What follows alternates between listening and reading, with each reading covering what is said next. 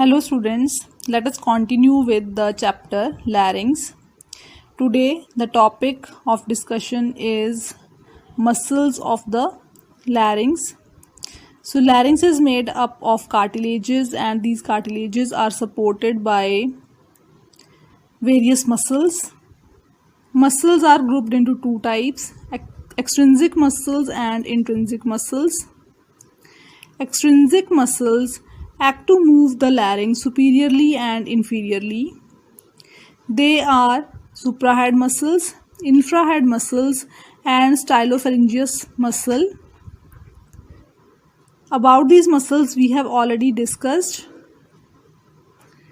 Stylopharyngeus muscle is a muscle of pharynx, but it acts over the larynx as well. Intrinsic muscles act on the individual component of larynx.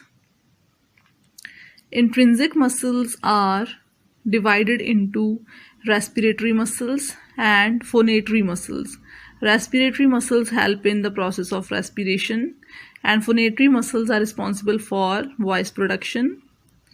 Respiratory muscles move the vocal cords apart and serve breathing. Phonatory muscles move the vocal cords together and serve the production of voice. So we will discuss intrinsic muscles of larynx in detail. First muscle is the cricothyroid muscle. This muscle is the only muscle which is present outside the larynx, means it is present towards the outer surface of the larynx. Origin of the muscle is from lower border and lateral surface of the cricoid cartilage. The fibers of the muscle run upwards and backwards and insert in the inferior cornu and the lower border of the thyroid cartilage. This muscle is known as tuning fork of the larynx. It is so because it is the only tensor muscle of larynx and help in phonation. It tilts the thyroid cartilage forward. And help to tense the vocal cords which are present towards the posterior aspect of the thyroid cartilage.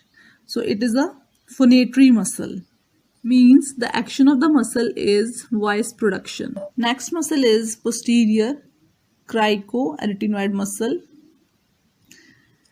This muscle arises from the posterior surface of lamina of the cricoid cartilage. Fibers of this muscle run upwards and laterally and insert in the posterior aspect of muscular process of arytenoid cartilage. In this diagram, we can see the muscles of both the sides. Posterior cricoarytenoid muscle of both the sides. These form a continuous structure behind the posterior surface of the cricoid cartilage. Action of the muscle. Posterior cricoarytenoid muscle abduct and externally rotate the arytenoid cartilages and hence abduct the vocal folds.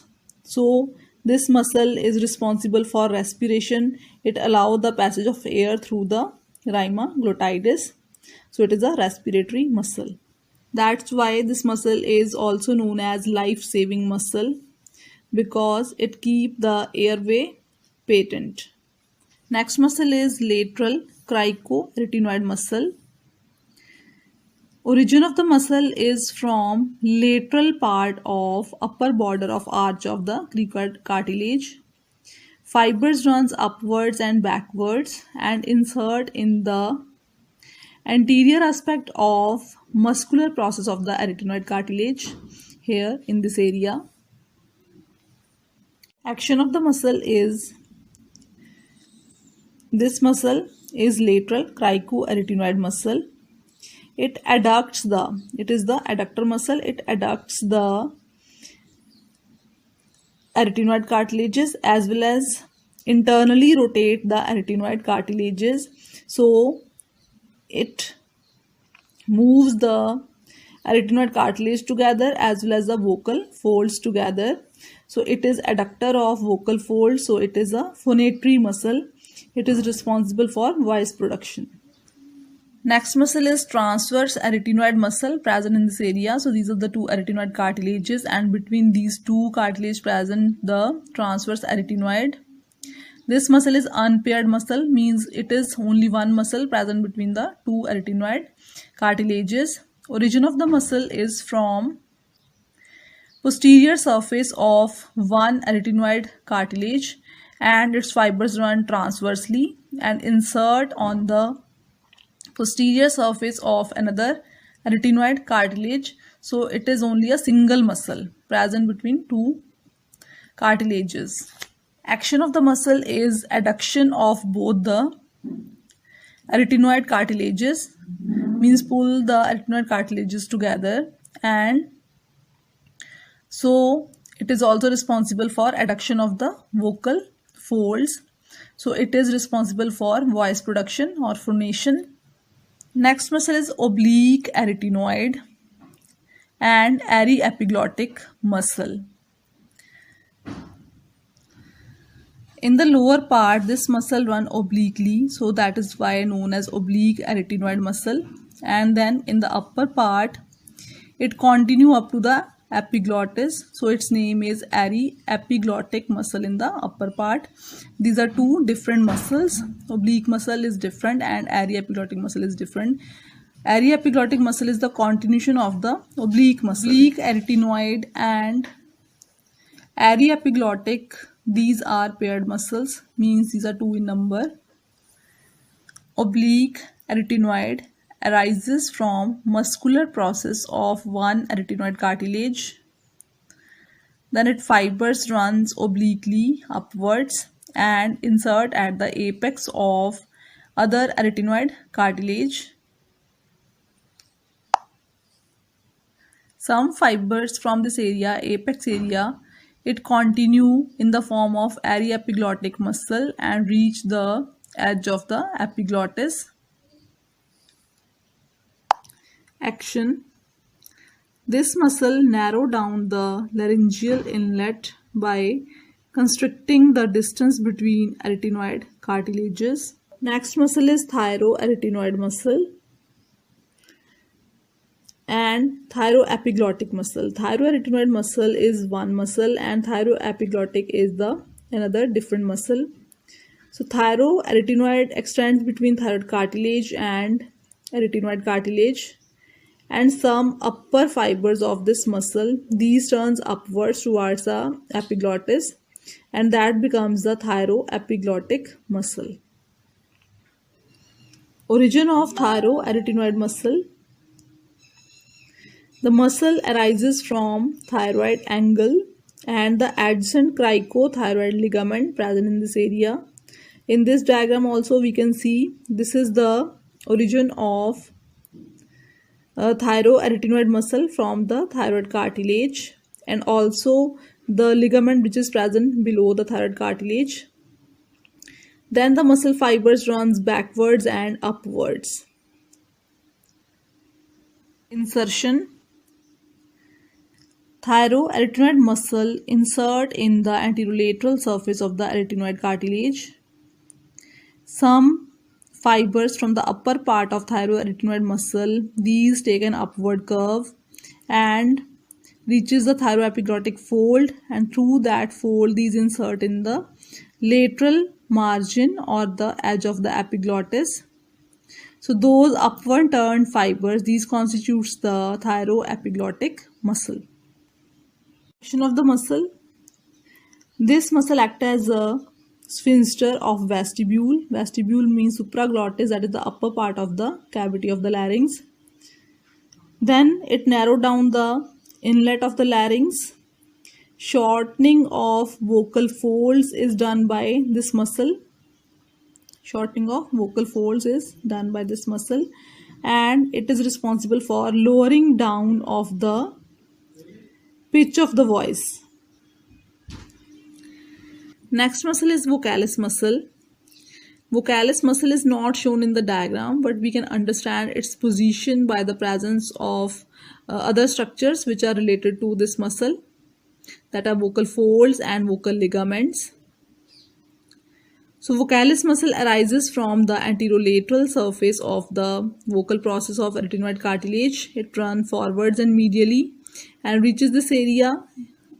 Here it merges with or insert in the vocal ligament and the thyroid cartilage. So first of all, we should know what is vocal ligament.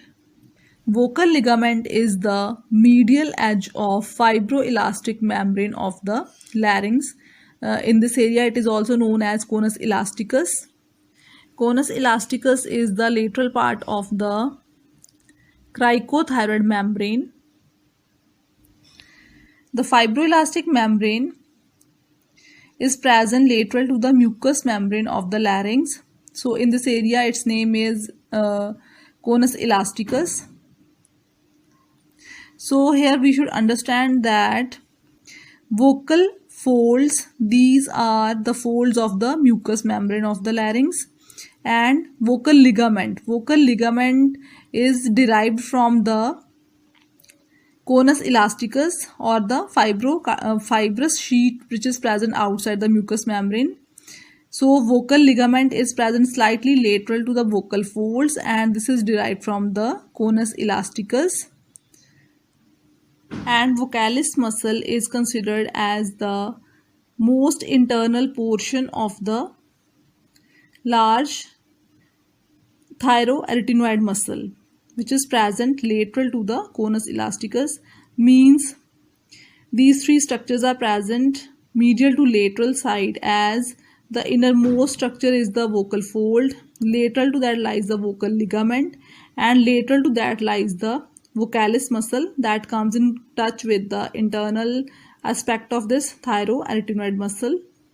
It is still the topic of debate among most of the anatomists that whether this muscle, vocalis muscle, is really a distinct muscle or a part of the thyroarytenoid muscle due to their close relation. So some studies suggest that the vocalis muscle is formed from the medial aspect of this thyroarytenoid muscle, and it consists of more delicate fibers than the thyroarytenoid muscle itself. So let us come to its origin and insertion. Vocalis muscle arises from the vocal process of arytenoid cartilage. Its fibers runs forwards and insert in the vocal ligament and thyroid angle in the anterior part. Action of the muscle: it causes tension of, or it is tensor of, the anterior part of the vocal ligament and relaxes the posterior part of this vocal ligament, as it work to tense and thicken the vocal cords. So it is responsible for changing the tone quality and pitch of the voice. So with the study of these intrinsic muscles, we come to the conclusion that respiratory muscle that is concerned with the process of respiration, that facilitate the process of respiration, is the posterior cricoarytenoid muscle. It is very important muscle and promotes the process of respiration. And rest of the muscles are phonatory muscles. Phonatory muscles are divided into adductors and tensors of the vocal folds. So adductor muscles are mainly lateral cricoarytenoid muscle, and tensor muscles are cricothyroid muscle and thyroarytenoid muscle. Movement of vocal folds. So these are the vocal folds, and the area between them is rhima glottidis. So during different actions, like during quiet breathing, the position of vocal folds is different, and it changes to different position during phonation or speech. During forced inspiration, their position is different, and during whispering, they move to different place. And meanwhile, the shape of the rhinoglottitis, it also changes during these different activities. First condition is quiet breathing. When the person is at rest and is breathing, the vocal folds these move apart, and the position of and the shape of rhinoglottitis at that time is anterior 3/5 part or intermembranous part of rhima, it is triangular in shape, and posterior 2/5 part of rhima is quadrangular in shape. During phonation, the vocal folds these adducted or come close to each other. At that time, the size of the rhinoglottitis that reduce to a slit. This is the shape of rhima during forceful inspiration. During forceful inspiration, the vocal folds these get maximum abduct or move maximum apart. So at the time, the shape of this rhinoglottitis, that is diamond shape, anterior 2/5 portion, it is abducted maximum, and the posterior 2/5 part is also get abducted. So vocal folds are fully abducted and rhinoglottitis is diamond shape during forceful inspiration. During whispering, the shape of rhinoglottitis is funnel shaped. So what is the meaning of whisper? Whisper means to speak very quietly, like to speak in somebody's ear so that other person can't hear what you are saying. So during whispering, the intermembranous part of the rhinoglottitis, it is closed, it become almost slit like, and the posterior intercartilaginous part is wide open, and the whole shape of this rhinoglottitis is funnel shaped. Nerve supply of the larynx. All the intrinsic muscles of the larynx are supplied by recurrent laryngeal nerve except the cricothyroid muscle. Only cricothyroid muscle is supplied by external laryngeal nerve.